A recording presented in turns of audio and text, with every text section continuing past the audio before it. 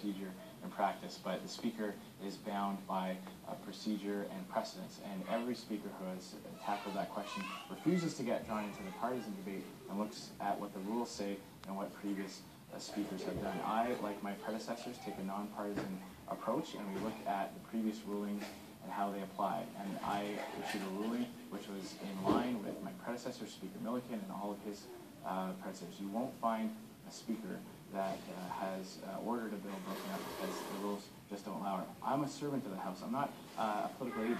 I'm not a commissioner of some kind. I am elected to enforce the rules that the House themselves implement, and I've done that job very well. I'm very proud of the job I've done, and that's the answer from a very procedural and technical question. I have to admit, though, it hasn't come up with the doors a whole lot, so I appreciate the fact that you brought it up here tonight. 5 seconds. Open for 3 minutes. The budget, the omnibus bills disguised as budget had enough legislation in there to take an entire term in office, to debate and go to committee. And they were pushed through in 3 days. Now, as I understand it, you could have supported democracy and protected democracy by splitting those things up into, whether there's precedent or not. There's a democratic duty to being elected as an MP. And if you're just going to let democracy go to the sidelines, I'm not sure that we're going to have much for democracy any longer.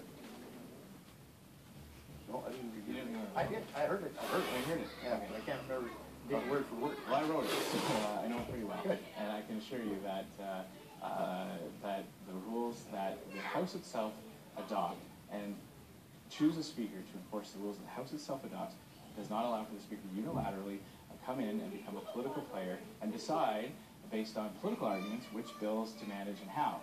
The Speaker's job is to enforce the rules that the House itself chooses and writes. Now, your spin on it is one way. The other way of looking at it is that in a 4-year period, government has to get things done. I saw so many delaying tactics by the opposition to waste time on dilatory motions that doesn't allow the business of the House to be debated. And so when that happens, then the government uses different ways to make sure that we can come through with our campaign promises. We made a tremendous amount of campaign promises in 2011. We have a record of delivering on them because we were able to get legislation through the House. Now, all that aside, no matter what your perspective is on that, you may disagree on the politics of it, I don't think you'll find any parliamentary expert agree that the Speaker needs to become a political agent and start deciding when to ignore the rules. It's just not something any Speaker's ever done. Well, you got things done. You shoved through huge amounts of legislation in 3 days. You definitely got things done. And if that's a partisan part of your policy of your party, then what happens to your position as the Speaker as being nonpartisan? No, I think you're confusing the point. First of all, it wasn't 3 days. I mean, there's several stages of a bill. It spends time in the House. It goes to committee. There's witnesses. There are amendments proposed and debated. It comes back. There's a report stage debate. And I mean, I could walk you through the whole legislative process, but we probably don't have a whole lot of time to do that. All I'm telling you is that you can sit there and say that you would like a Speaker to act on this particular issue because of your political or partisan or ideological views, and another member of Parliament down the way. That's what the Prime Minister gets to do. And a third one may have a different perspective. The Speaker's job is not to get caught up in that. The Speaker's job is to take a step back from all the partisan arguments, look at what the rules allow. And we're out of time. Democracy should have a priority. We're out of time. We'll have to go to the next question. Ms. Anaquag, you will start. And this question did come from Twitter earlier today. Where is it again?